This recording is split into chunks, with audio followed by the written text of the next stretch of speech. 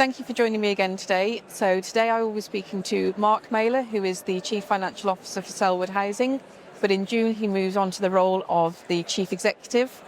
And I'll also be joined by Karen Doran from the Regulator of Social Housing.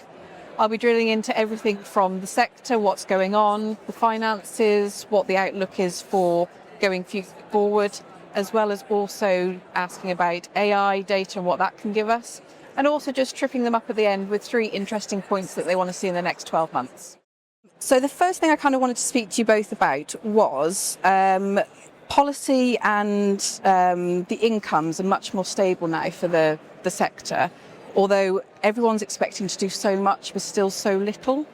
What do you feel that the sector's going to do to meet that expectations? Is it going to be straightforward? Are there any plans you know about, or is it just kind of let's roll with it and see what happens?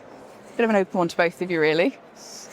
Well, if I start, so first of all, it's fantastic that we've got that certainty now around our rental income streams.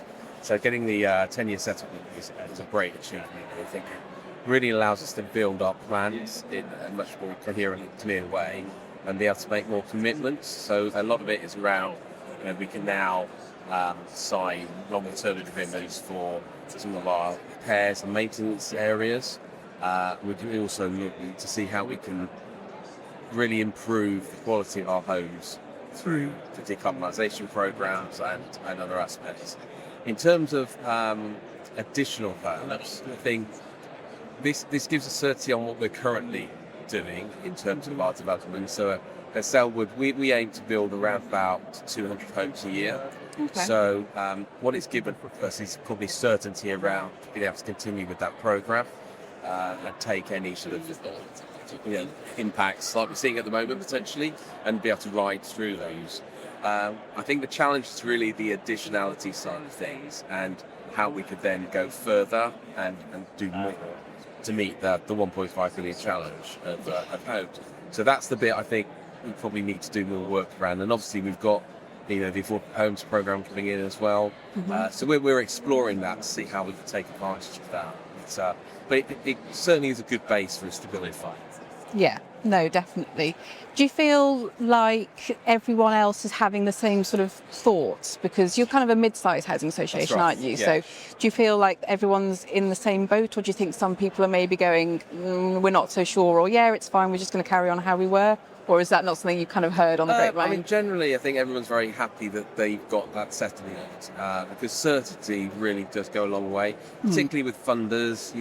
If you want to sort of build that, and obviously we're building that into our current financial plans that will be submitted to the regulator fairly soon. I think everyone I speak to is pleased with that. Most people are still trying to work through how they can do more, I think, because of the other pressures. Obviously, I'm sure we'll talk a little bit about legislative changes that are coming down the line. That in itself is going to be a fair amount of work to be able to deliver that successfully. So I think it's a little bit early at the moment to tell exactly what else we can do. Yeah. No, that's fair enough. How do you feel? It might not be something that you deal with directly firsthand, but how do you feel that sort of the changes in regards to people using data and like AI and things, how is that helping the sector? Like, have you seen any sort of drastic improvements with the fact that things are being done not better, because it's not better than humans, but is it being done quicker and more streamlined? Is it having that backup? Is that doing anything to support? I mean, have you noticed anything with the regulators? Have you seen anything when you've been in, and how it's affected landlords in a positive way, or? I think in terms of new tech and innovation and AI, it feels like it's still at a relatively early stage. Which isn't a bad thing. I certainly see in a lot of landlords' plans that they certainly have a strategy around harnessing any efficiency through that. But there's a lot of sort of guide rails to put in place. I mean, it's, noticing that the ICO, for example, recruited a new AI team. So they're anticipating that there are risks around it. I guess when we sort of engage on data and data governance, it's probably more focused at the minute on those basics around, what are your controls around data quality? And actually increasingly not just about having the data, it's about how are you using that to gain that sort of insight to drive improvement. And also remembering that a lot of the reporting and management information that you do as a business, at the end of the day, you're doing it to give your board assurance. So we're not saying fling lots more data at your board, we're saying give more insight. And for boards, demand more insight and have that challenge to really understand what's going on across the business in terms of efficiency and effectiveness. So it's interesting to watch it. And, we see some good examples of AI being used, particularly I think maybe around the asset part of the business. But we'll also be looking at, how are you managing the risks in that as well? Yeah, no, certainly. I've noticed in the consumer gradings, the more recent ones seem a lot more focused on that data and, as you say, the insights and what it's actually being used for. So it's great that you know this about your properties and your customers, but what are you doing with that? Just because you know something doesn't mean you can just sit there and be like, I'm fully aware of that. Well, how is that going to help in the future, really, as well? Yeah. So I think a lot of housing associations will say they are data rich but insightful. So I think this is where I think AI will help. Right? I agree with Karen that the key focus at the moment is around getting the governance right and trying to improve the quality of the data. Yeah. So that then the insights drawing from it is accurate and can actually be help strategic decision making, which you can then take to the board and give them that assurance that the data quality is strong enough to make this decision. Yes. So where we are at Selwood at the moment, we had a data strategy that the board agreed about 2 years ago. So we have various pillars in there in that strategy to deliver. First around the technology side, which we've delivered most of those now. But then I think again, as Karen said, the governance side is so important that we get a strict governance piece in, that we have the data owners and data stewards that can take accountability of that data and the quality of that data. And then from there, we'll also drafted out an AI strategy, mostly around usage. So again, putting the right guardrails in around AI usage across the organisation. We are using co-pilots a lot, and that's proving very successful for certainly meetings and be able to summarise the meetings and getting actions through. That's really helping from that point of view. But obviously, that's just the first step. We'll look into the agentic AI at an appropriate time, but it's an exciting time. There's lots of things that are happening, but I think we need to sort of just be wary of trying to run before we can actually crawl. So. No, I'd agree. I think it was in your previous Housemark vlog or vodcast. One of your speakers said, it's not that AI is going to take your job, it's that someone using AI is going to. And I just thought that was a really quick way of kind of encapsulating that this is about training our leaders and our staff in how to use that and harness the potential of it. It's not about replacing the kind of the knowledge and professionalism and competence that people have in housing. And I think that's really important to use, because it's a tool and in the right hands it will be fantastic. In the wrong hands it will cause more work, possibly. More problems. No, I completely agree, and I think that's very right what you've said. It's a great tool and it's never going to replace the experience, especially in the social housing sector, because it is all that experience that people know, and it's that knowledge, and it's the culmination of all of those together that makes it work for the customer. And no AI, as much as you can train it or teach it, is going to really understand the little nuances that there are and things, and so it's never going to replace that, but embracing it. I think the sector's been a little bit behind maybe other sectors or other businesses in regards to getting on board with it, but as you say, it's starting now, and I think people are going, we want to use it to help. How can we help for the better, really? Yes. And I think just that understanding, I mean, it's not just AI, there's also other technology. It's understanding exactly what you mean when you talk about AI or other kind of tools. Because as well as kind of making the business more efficient, it's about, well, how can it benefit the customer? We've got a huge sort of program to deliver in terms of carbon neutrality. Hopefully there's going to be lots of innovation around piloting and trialing different ways of doing that. And I think maybe that's where we can really see the benefits of some of this new technology as well. But it's got to be user-friendly. There's absolutely no point kind of going down this path. And, we've been here before in the sector, maybe with the channel shifting kind of things, it's got to be something that also benefits customers. It's that line between what you're doing, what you're using your resources on, and right back to your core purpose and your objectives as well. No, definitely. We've got a case study in our new report, actually, that it was looking at a housing association that essentially they were only getting about 70% or so in for their grounds maintenance from their service charges, because basically they hadn't mapped it correctly. And you had complaints in from customers saying, I think I'm paying for something that actually it's nowhere near my property, it's not affecting me. They did a big sort of remapping exercise, and it improved customer satisfaction greatly, because they've gone, when we've realised what we've done, you're being overcharged, you're being undercharged, but we're going to explain it in a way that people go, actually. And then they've got that financial stability of going, well, we're now getting the money in for the work we're doing from the service charges. We're not just missing out on, 30% of your service charges can be quite substantial at the end of the day. And it's something that people don't always realise can make a big difference. And then it's the repairs and what it goes into and that future development pots as well.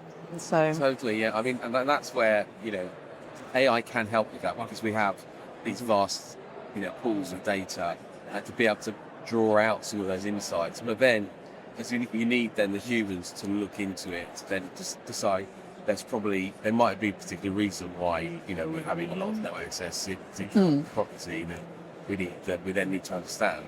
But that's where it helps. It works as an assistant, definitely at the moment, to be able to then support the individuals in really taking it forward. So that's really key. So I think we're on that journey at the moment. So sure, we'll improve in time. Always. I suppose it's also, how can we get from, as you said at the start, we have lots of new policies and interventions to absorb as a sector still coming down the line. On the other hand, we've had the best deal that we've had in a long time, and I think there are other markets and sectors that will be quite envious of the certainty, the 10-year certainty that we've got, both on rents and funding as well. So how can we kind of make sure that we get the maximum value, that we create value from that? And it absolutely, if you look at our value for money standard and the code of practice, it's really about, actually says this is wide. This is about understanding the value you have in every business stream, in your assets, but also in lots of other activities, right down to remuneration, so it's got to be a business-wide, that operational efficiency. So if you take that example, that's in your report, how can you apply that across the business? Because, clearly they got to the bottom of kind of that cost management, alongside the transparency and accountability and the efficiency and also that kind of relationship between the impact that you think you're going to have and the actual impact, which is where your kind of effectiveness comes through as well. Yeah. No, certainly. And it brings me on to a point about sort of the investment, as we've mentioned before, about in existing stock and the new stock. So we've got capital repairs that pushed 1.7 billion. You've got the 1.7 billion up to 3.9 billion. You've got everything is just margins at 17%, you've got the cost per unit of over £5,000 on a medium. There's some that are a lot higher than that. How can organisations sort of navigate the balancing of what to do? What are the boards? How do you help to go to the board and say, look, this is what we think based on so much that's going on? Yeah. Have you got... I mean, it's really important for the boards to really appreciate and understand the challenges. So we put quite a lot of effort into presenting to the boards, the different options that we have, and trying to get them to really understand what the trade-offs are, because they will ultimately have to be trade-offs somewhere. But making sure that we are really focused on the customer in terms of what we're trying to get as an output for the customer. And so, it is a challenging set of things that we're dealing with, particularly as we get different legislation coming in, which is really there to help the customer, and we want to support that absolutely. So it's been a good journey we've been going on with our boards, and they have a really good insight now into what the different trade-offs and what the outcomes are. So we try and make sure that they have decisions that they're taking are backed up, going back to the data side, and we have some clear evidence. They understand by doing one scenario might mean it might need to change the outcome for another scenario, and what the consequences are of that. So it's been a key piece really, and I think our board feel that they have that knowledge and that insight to make the right sort of decisions, the right calls. Yeah. Not easy. No, but I imagine it's not. And as you say, we've got things, Decent Homes 2's coming, You've got the second phase of Arab's Law and everything that's going to be entailed in that. And it's all these things that you know it's coming, and there's got to be some forward planning, but because the detail's not quite there yet, is it? It's a guessing game of, we think we need to do this and we'll need this, but will we in the end or not? So, it's a lot. I don't envy your task in the months and years ahead to come. So what would you say from a regulatory sort of vantage point? What's the risk or the governance do you feel that the housing providers need to sort of strengthen the most right now? So have you seen anything that you think a lot of across the board this needs to be kind of looked at? I think there's a couple of things. I think if you were to have a sort of Venn diagram with sort of ensuring long-term sustainable success of the business, I think the bits around the edge would be risk management, and particularly more attention on the controls and the assurance. I think we see boards have lots of conversation about the risk, but actually maybe not as much challenge on the control, or whether and this is a role of the Audit and Risk Committee as well. Have you got enough assurance that those controls are effective? I think the other thing is obviously data and insight. I think reporting and management information, it's that old thing of, if you're not reporting it, particularly if you're not reporting it direct from your systems, then actually that's where things get missed, I think, and you don't raise the flag on things, kind of risks crystallising or non-performance. And then I think the other thing is culture. When you see risks crystallise in organisations and you do the lessons learnt and the reviews, some of which are really good, they're good reading, and you kind of think, oh, of course this is the issue, but there are those constant themes. There's always something there around that culture point, around controls. I think particularly around contract management and procurement, that's been coming out quite a bit. But a lessons learned never says you intervene too soon.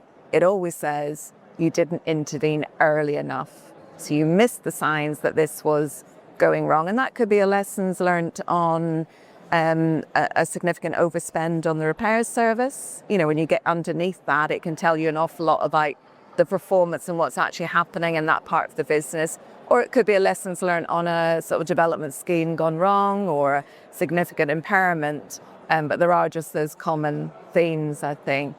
And then I think the other thing for the sector is things are difficult. Margins are depressed and depressing, it is. But actually there's an awful lot of differentiation in there. So we have a sort of operating EBITDA MRI of 87% at a sector level. Actually, the median is 113. If you look at those landlords and what they're developing in terms of new social housing, those in the top upper quartile are delivering 3 times as much as those in the lower. So what I suppose I would say to landlords is look inward as well as outward. So look inward to understand where you sit on that, how you are actually delivering as a business, where the value is. And then I think looking outward at the minute, particularly given sort of Steve Reed's announcement in speech yesterday, I think the door's really open to conversations. I think around sort of partnerships, unlocking any barriers. I don't think we've had such a kind of a prominence as a housing sector. I mean, that is good and bad, I think, sometimes. But I think we're on a good kind of curve really here. And I just think engaging with that around growth is definitely where we need the sector to be. I think there can be a lot of noise about it's really difficult. Look at the sector metrics. This is not possible. Actually, underneath that, there's an awful lot of difference, and there is capacity and there is value to be sort of pushed into the direction of both existing and new homes as well. No, definitely. And it's an interesting point because what you say, like the sector is very much in the spotlight, and it's probably been in the spotlight more than it's ever been previously, or from what sort of I can remember. Do you think that puts like an added pressure to sort of go, it's not just going to be something that, our colleagues and our peers know about, it's something that it's going to be nationally known? And do you think that brings another side of things at the moment to the sector, would you say? Yeah, I would say, we are in the spotlight on a number of things, particularly having secured this settlement and already adding investment into the sector. I think there are expectations on what we will be able to do, how we support, the government's ambitions, and how we can really drive the value in our organisations. And I think everyone feels that as not as a negative pressure, but it's something that we want to step up to and really be able to deliver for our customers and for the government, for housing requirements and so on. So I know speaking from our perspective, we are always looking. We've just put together our business plan, but we're looking at what are the other opportunities we can use to drive growth, and where can that be? And it may be incremental home delivery, which is obviously something we want to do. But it may also be enhancing current areas, maybe a bit of regeneration, or something else that will really have a massive impact on those communities. Yeah. So yeah, it's definitely something we're looking at, and I've just picked on something that Karen talked about in terms of the risk management piece. We've again wanted to just draw out and we've had a couple of away days with our board where we've been reanalyzing our risk appetite, because unless you've got a very clear view what the appetite is, then it's very hard then to make decisions and people to do the right way. So we've had some really good conversations with the board about their risk appetite for developing, including our homes or all of our key strategic risks, and had some quite good conversations about where we're going, and that sets a really good framework then for us to be able to deliver against those different areas. So I think obviously there's been a lot of sort of slightly depressing news that we've been talking about, but I think generally we're remaining upbeat. I think that we do believe that we can step up and really deliver for our customers. Yeah. No, that's.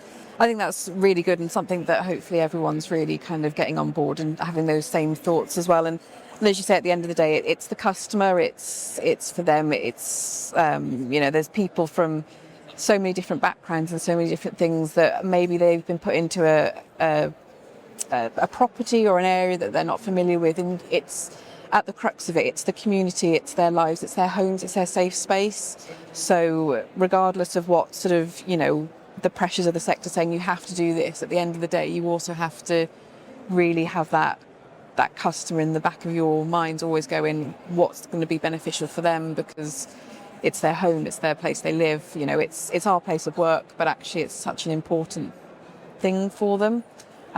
So whatever you can do, and the best way, the safest way to do that is a massive thing.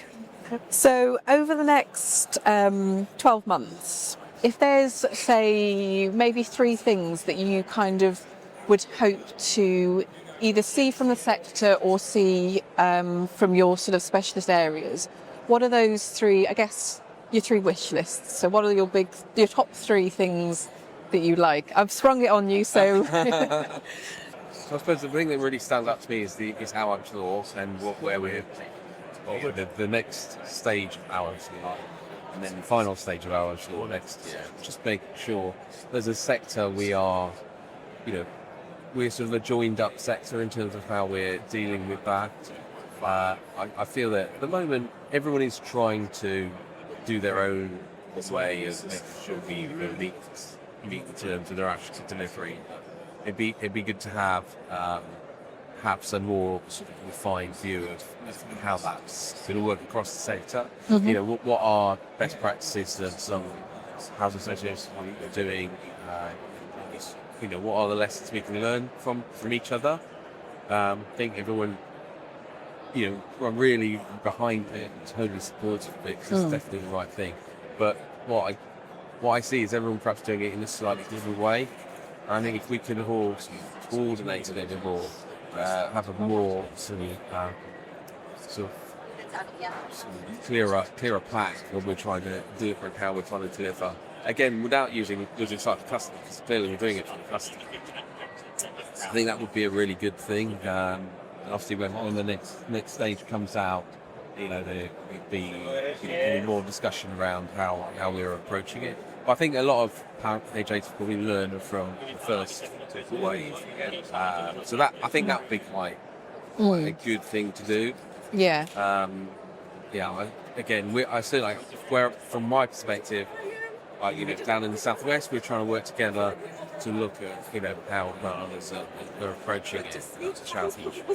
So we're trying to do something there. I don't know if there's something more national than we potentially do. Could be helpful, I think. Yeah, we definitely see that, and from the data, because we've got the 5 new KPIs for Arab's Law, and we've definitely seen there's been some inconsistencies around it, and I don't know whether sometimes I think it's down to the technology that people are using to report on it, and the sort of, we can't get that specific data at this point in time to give to you, but there's also been a little bit of because it was so publicised around damp and mould, that I think a lot of people, especially with the emergency hazards, they've gone, that's damp and mould. And we've had to have a lot of conversations of saying it's very important, but actually when you look at what's included as an emergency hazard, it's essentially all of your emergencies. But we've had some really large landlords, 15,000 plus homes, and November and December, they've reported 3 emergency hazards per 1,000 properties, and you're sat there going, Yes. I mean, you're either really good or there's something amiss, and it's having that. But as soon as you have those conversations, people sort of sit there and go, yeah, exactly, we see it, and I think that's good. The sector's very good at going, yeah, no, we realise now, we know what it is, and they're very good at picking it up so quickly, and they're very open to that help and support. But yeah, you can see there's a bit of a not quite sure. We want to do it right because it's such an important topic. Yeah. But I think everyone was supportive of it, but it's just slightly more coordinated, cohesive. Yeah, definitely. Karen? I'd say one thing is professional curiosity, much more of that inside the organisation at the board and exec level.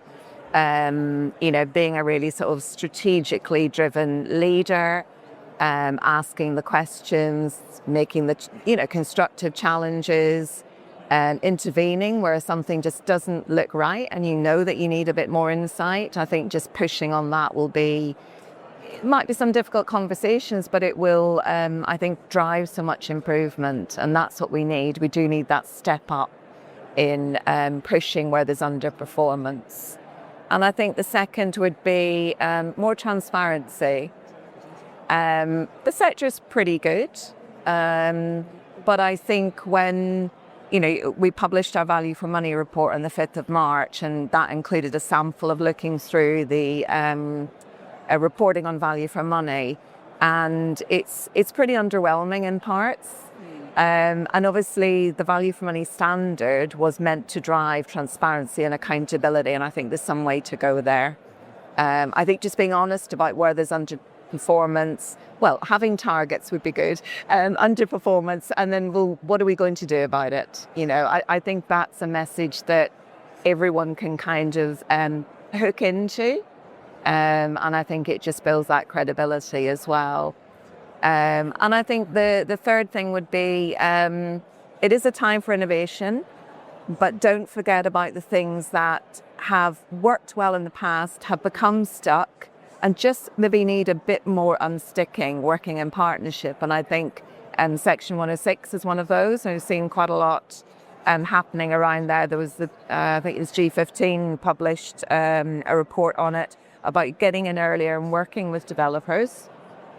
And then the modern methods of construction, which has had a very sort of chartered, checkered sort of journey. But actually, we are still going to have to push on being able to deliver homes at an affordable price. So that's what I would say. It's good innovation, but don't just sort of drop all of the things that maybe have worked and just need, maybe a bit of recasting really as well.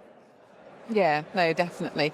It sort of reminds me of somewhere I used to work, and they had a sort of a slogan or a bit of a mantra of see it, own it, live it. And I think that's the sort of thing that needs to be at the focus, isn't it? It's seeing what's going on, owning what's happening. It's everyone. It's not just the CEOs. It's the frontline staff. It's the support staff, and it's living it for that tenant and for your customer at the end of the day, isn't it, as well? Absolutely, yeah. And that wraps up today's session. So I hope you find it really insightful. Please give us a like and a follow. We've got our LinkedIn page for Housemark, but also our YouTube channel. Drop us a like and a follow and subscribe to the channel. The more subscribers we get, the more we can bring you this great content. We also have lots on our website, so come and visit us at housemark.co.uk. You can see all the events we're involved in, everything that's up and coming, and it'll be great to see you in the future. I'll see you soon.